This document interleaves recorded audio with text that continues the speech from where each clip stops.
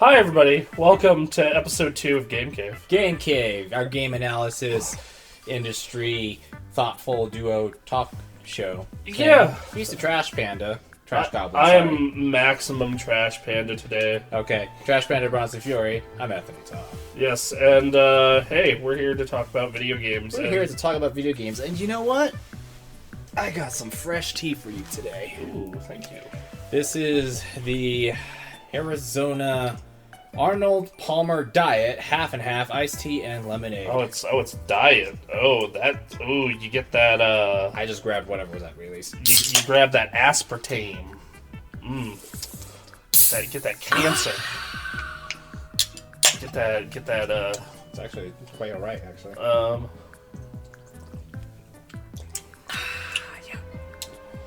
Oh yeah, no, I still hate tea. Yep. Oh, great.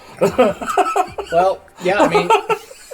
You and I monitor the industry pretty close. Yeah, and lately a lot of talk is about huge budgets not really panning out the way that companies and publishers and Sony is not particularly excited about it, even though PS5 is selling at a faster rate than PS4 currently. Yeah, what was it? It's Spider-Man 2 was $315 million, which is just absolutely insane. Cyberpunk is up to what, almost $500 million at this point? Yes. Cyberpunk total is almost up to $500 million.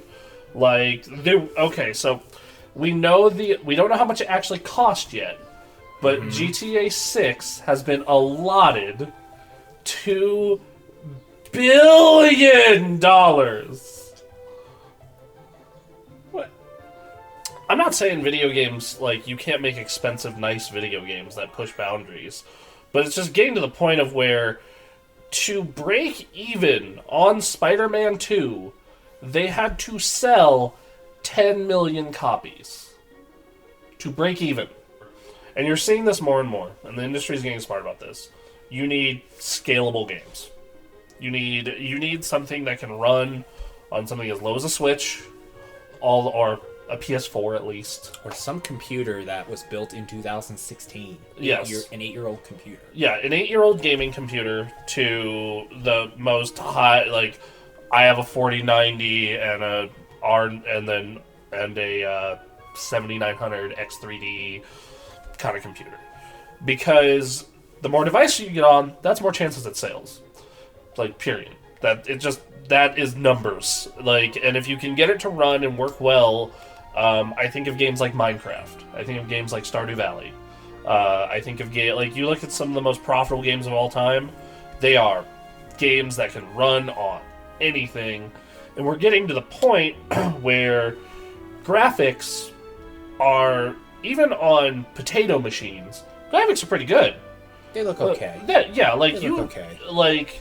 Some of the longest enduring games are games that you can buy inexpensively and have a great time with. Yep. And I think players are starting to realize that they're tired of this expensive amorphous blob that's trying to sell you Rift crystals.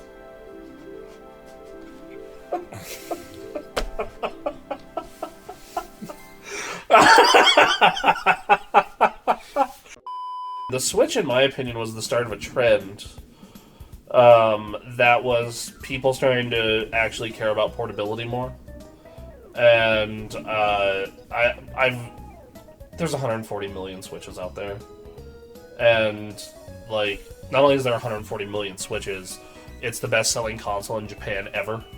The Switch, well, not the first one, which we'll get into that in a minute, really hit a smart balance of, okay, this can function like a portable device.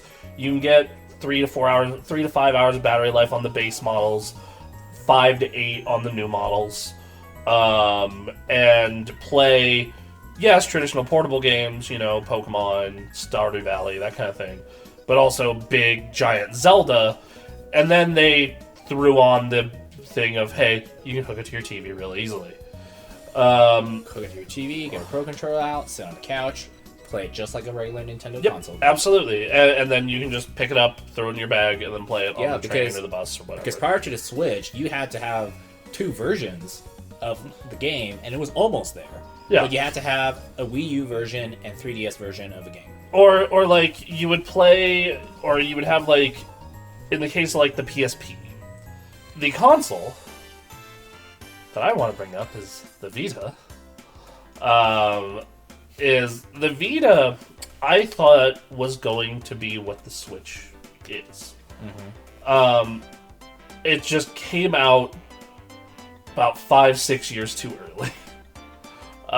Because it came out at a time where most people were moving to smartphones, but for a portable game console, they still wanted what the old one was, which is we want a long battery, we want handheld specific games, and we want cheap. And the Vita wasn't that. The Vita was expensive, but it was a full console experience on the go. It was playing PS3 full-on games. That Uncharted game was a full Uncharted game, but portable. Like, it was about on the quality of Uncharted 1. But now, granted, we're not talking like Uncharted 2 perfectly translated. We're talking about like a specifically developed. Yeah, specifically. So you still have some of that. We got to make it a dedicated portable version. Yes. Of a game, but you're getting a lot closer to that console experience. And in a lot of cases, you did, because they had a bunch of games that were cross-buy with PS3. So if you bought Sly 4 on PS3, you would get the Vita version for free. If you bought PS All-Stars on PS3, you would get the Vita version for free. I think there was a couple other games that did that as well. And then almost every indie game did it. Thomas Was Alone, Guacamelee, just like all these indie games did this. And it was awesome. It was great. And it was like, okay, yes, you have to have 2 devices, but it's really cool that I can play Sly 4, save, and then transfer that to the Vita and play the same game on the bus, on the road, wherever the hell I am. And it was basically everything the Switch was, except too goddamn early, and also actually portable. Developing on a Vita, or a Vita-like system, isn't as expensive as trying to go all out, on PS5 and PC. And we're even seeing it a little bit on the PC-type games, too, because what's currently gaining a little bit of momentum are these enormous monstrosities. This is considered ultra portable. I mean, PC gaming. This thing costs, for a 1 terabyte model, more than the $500 PS5. But it's gaining steam. But it's gaining momentum.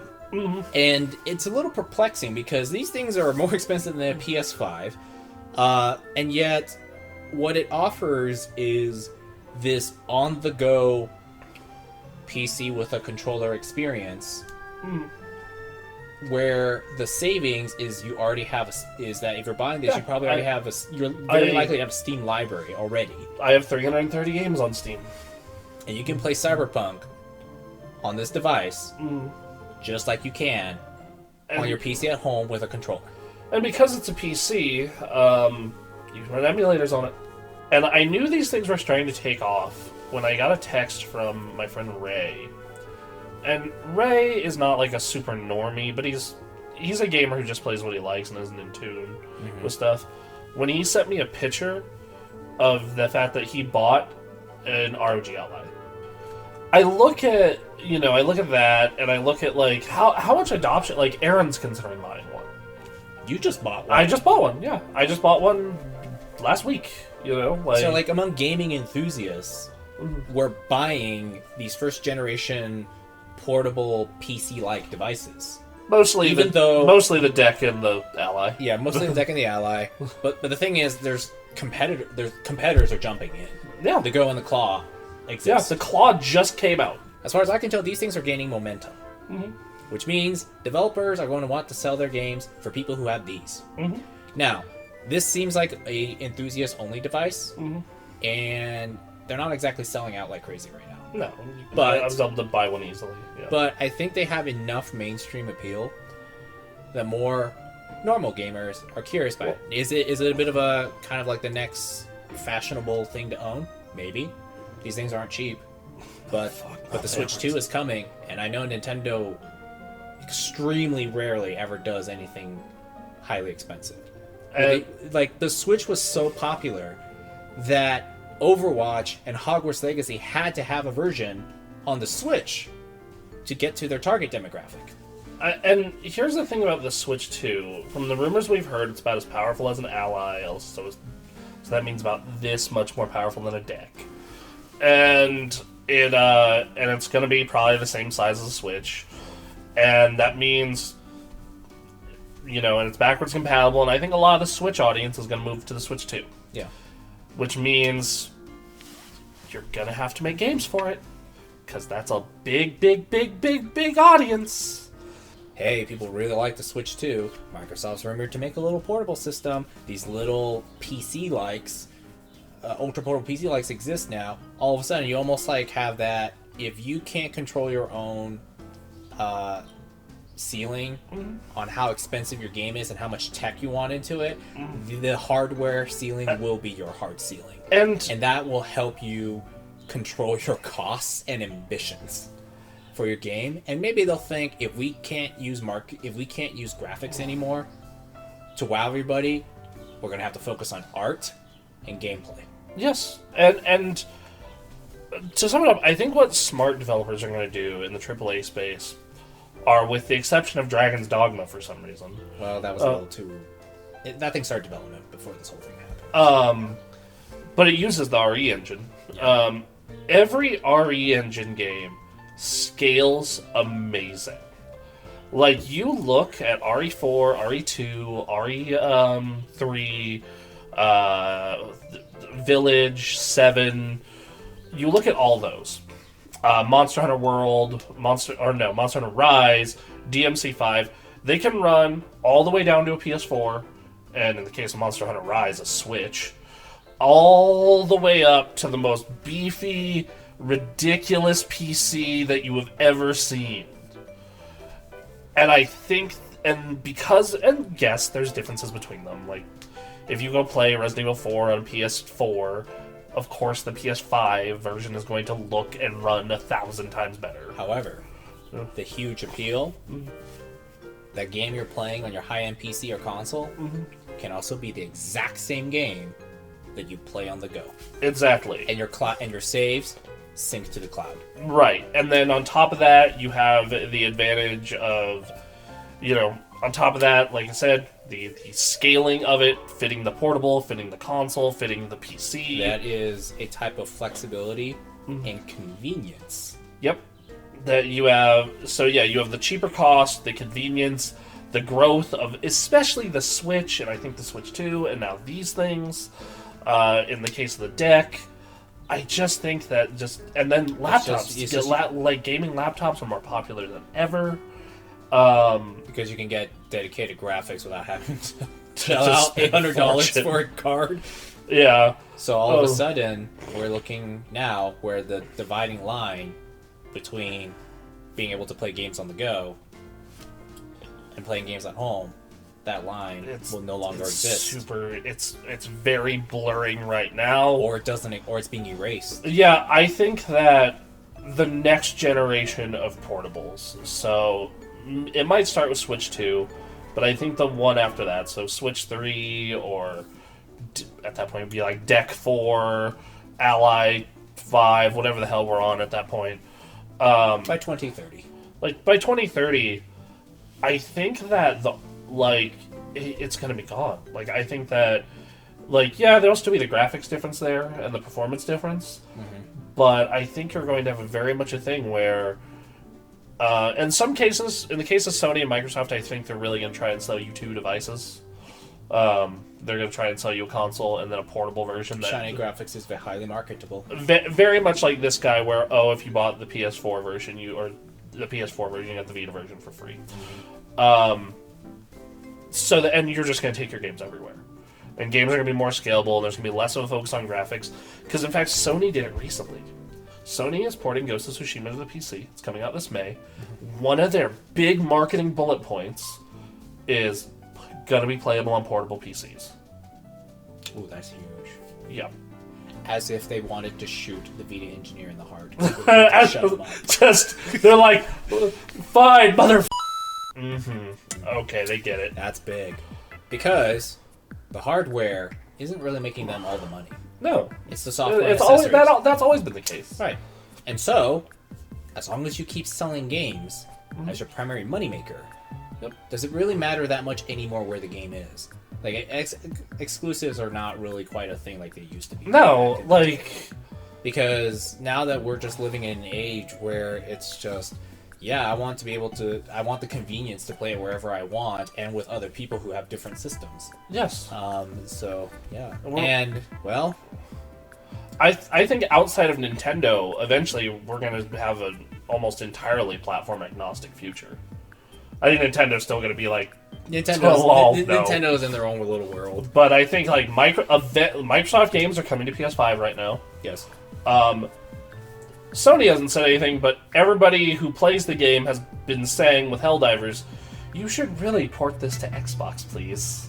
It's already on PC. It's already on PC, just port it over to Xbox. Yeah, put it on Game Pass. Yeah. The future is looking portable. And yes, very.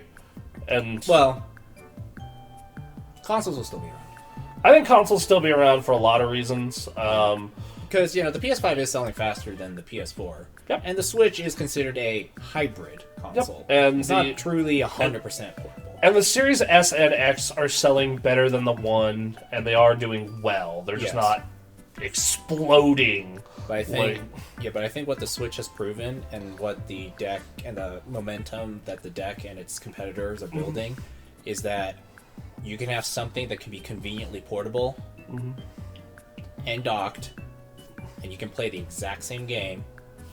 It won't look exactly the same, but the experience is almost the same, with very little compromises. Exactly. Other than having to shell out hundreds of dollars for the portable device. Yes. And then... and you don't have to rebuy your games. Yep, absolutely. That's where the big savings is. So... Yep. I that's it. Yeah. So, no, everybody. That's it. Thank you for tuning in. How would you rate this tea? Awful. I had 2 sips of it. It was disgusting. Really? I thought it's okay-ish. It's just kind of like this vaguely lemony, vaguely tea.